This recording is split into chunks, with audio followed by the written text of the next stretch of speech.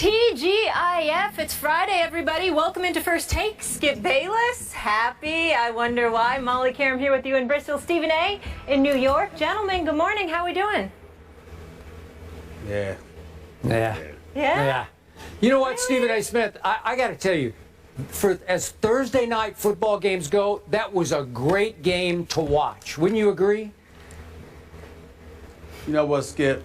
I would tell you something very, very derogatory, but we're on the national airwaves.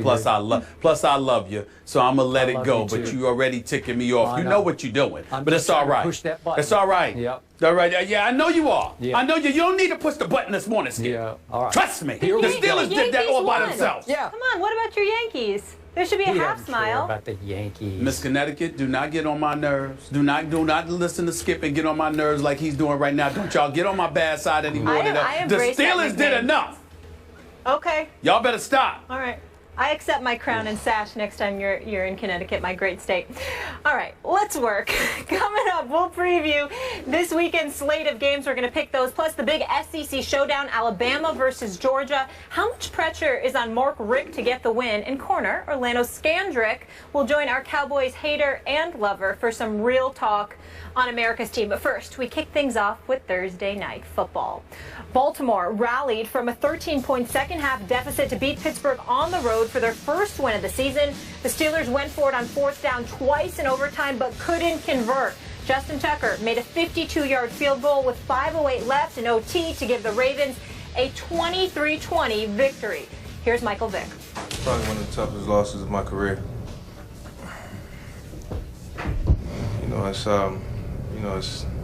We had our chances to win the game. There was a lot of plays that I could have made that I didn't make, and it's disappointing. Vic's feeling like Stephen A. Stephen A., who's to blame for this loss on the Steelers side? Well, I hear a lot of talk about Mike Tomlin. You know he's my favorite coach in all of the NFL. Obviously, he deserves some blame from the perspective that there's a 50-yard field goal in overtime. You know, you've got to let Scobie, who, as far as I'm concerned, his nickname is Scrubby or Scooby-Doo. Pick one of them. They both apply with how disgusted I am. I'm picking both. I'm going to pick both. Scrubby or Scooby-Doo. Like one Scrubby. of those work for me. I'm just so disgusted with him right now.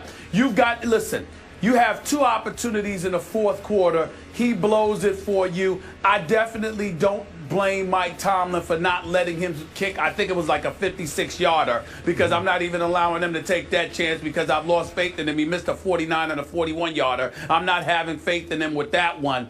But with the game on the line, you got a 50-yarder, you got to let Bob. Damn it, as far as I'm concerned, give him a third try, and if he misses it, don't even let him walk out the stadium with a job. Fire him on the spot the second you get in the locker room. But Mike Tomlin elected not to do that. You know, obviously he elected to leave it to Todd Haley to make a call, and that's where I get into the blame game. Scobie, Scrubby, Scooby-Doo, whatever word you want to call him, he definitely is the main culprit in all of this. But Skip Bayless, I'm going to put some of the onus, some of the blame on the shoulders of Todd Haley, the offensive coordinator. Because when you have the opportunity and you're bypassing the field goal attempts and you got the opportunity on fourth downs, okay, what you don't do is allow Michael Vick on one play to scramble to his left and try to run for it. That ain't going to cut it. And the other thing you don't do is allow him to drop back to pass and throw a 10-yarder to Antonio Brown. Antonio Brown was wide open. It is true. But you have to know your personnel. Michael Vick has not been playing. It's in overtime. You don't put him in that position where he needs to make that kind of play on a fourth down with the game on the line. You just don't do it. You don't go away from your bread and butter. There's a guy on the Pittsburgh Steelers. His name would happen to be Le'Veon Bell. Same guy that rushed 22 times for 129 yards. The same guy that is widely recognized as the best all-around running back in the game of football. And somehow, some way, this Pittsburgh Steelers team, with the game on the line, overtime for crying out loud, got Le'Veon Bell back there, and he doesn't touch the damn ball. I do not understand this. To save my life, this is Todd Haley all over again, deciding that what he wants to do, Skip Bayless, is prove that he is head coach material. He has no desire to be an offensive coordinator. He's the offensive coordinator because he's trying to collect a check. But in reality, he believes he should be the head coach. He believes he should be the one making all the decisions. He believes that he is a guy that has to prove that this dude knows exactly what he's doing. Now, to his defense, he would not have minded kicking the field goal.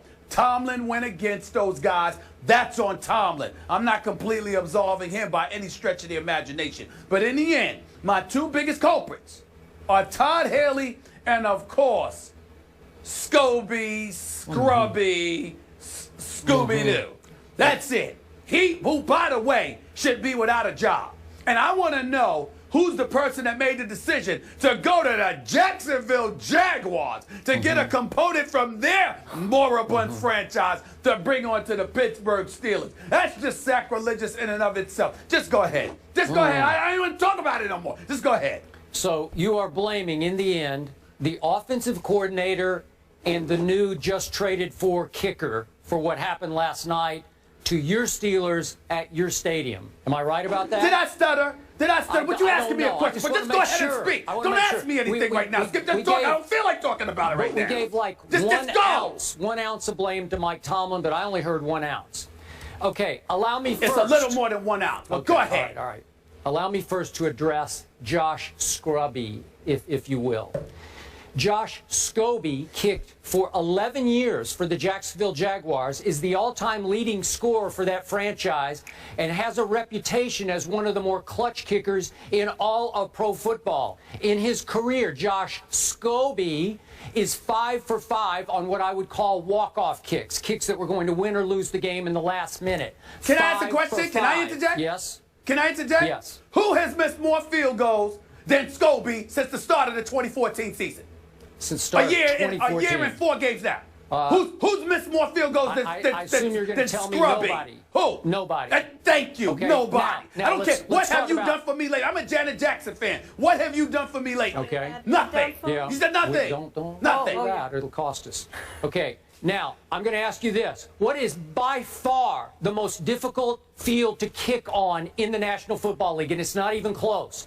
Heinz Field. Because at Heinz Field, since it opened in 2001, on kicks of 50 or more yards, only 28.6% have been made. Think about that. Only 28.6% of kicks of 50 or more yards. Wow. On all other stadium and all other turfs all around the world, wherever the NFL might play, Wembley Stadium in London, all those, the average make from 50-plus yards is 57.6. So it's 30% more chance of making a 50-plus yard field goal anywhere but Heinz Field. Bottom line, he was kicking into that tricky wind late in the game, going into overtime. And was I surprised he missed from 49 yards? I was not. 41 is about a 50-50 endeavor on that field against that wind, that tricky crosswind, and he missed it. And I give you that one. That was a tough one. But in the end, I do not blame Mike Tomlin for saying 50, I don't think so. But here's where I do blame Mike Tomlin. And I'm on record, so I'm not being 20/20 hindsight here. We have both agreed that the only place where Michael Vick would have landed one last shot was with Mike Tomlin in Pittsburgh. And I give Mike Tomlin props for doing that because he loves him some Michael Vick. He holds Michael Vick in awe for all that Michael has accomplished on the field and off the field with the redemption that he was able to achieve post-prison sentence.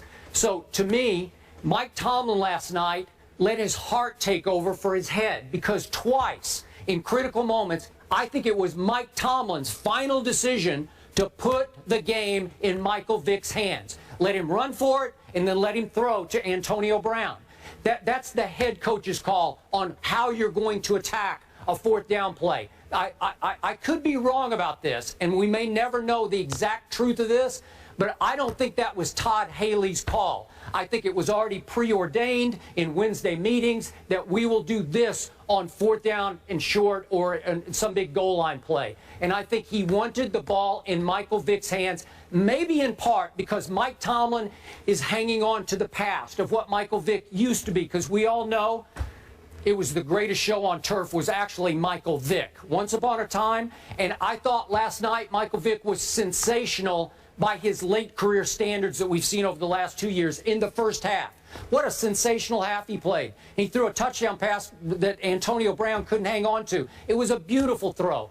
But over the time, as he wore down a little bit in the second half, maybe it's conditioning, he lost his accuracy. All the way through the second half, they had 62 total yards in the third and fourth quarter. That's not good enough. You're not going to hold off your division rival as beat up as it is with 62 yards of offense. And finally, why then, as Michael Vick has cooled off, would you put the game in his hands? You got to blame Mike Tomlin for that because he's the one who brought him in. Todd Haley didn't bring Michael Vick there. Mike Tomlin did.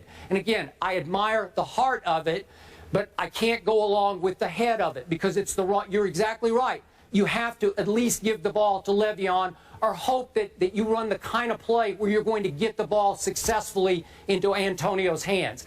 That was a little bit of a dicey throw because he had to throw it across his body into the flat, and he'd lost his accuracy, and we know the rest of the story. So why would Mike Tomlin choose Michael Vick on those two plays? That's just me. Well, listen, again, you and I disagree from the perspective that I think that it was Mike Tomlin's call not to kick that field goal, but I think the play calling was left to Todd Haley. And whether it was planned earlier in the week or made just impromptu at the moment that the game was unfolding, here's what I don't like.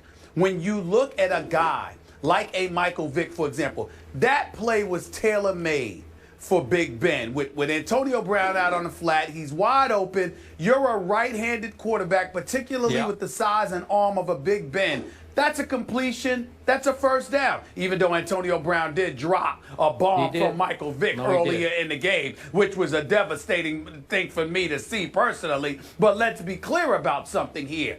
You're asking Michael Vick to throw across his body. He's a lefty. See, that's the kind of thing where you know some coaching or lack thereof comes into play. Because if Michael Vick was throwing that to the left side of the field, Skip Bayless, wouldn't that have been, a significantly higher chance of that completion taking place than him having to throw across his body? You got to know these kind of things, which these coaches undoubtedly know if they're paying attention to. Unfortunately, that's not what happened last night. I didn't think Michael Vick played a bad game. A matter of fact, considering the fact that he hadn't played in quite a long time, I didn't think that he was that bad at all. He wasn't a game changer or anything like that. But he showed up, he contributed, he made some good throws last night. I'm just saying you've got to know your personnel and, more importantly, ride with the horses that get you there.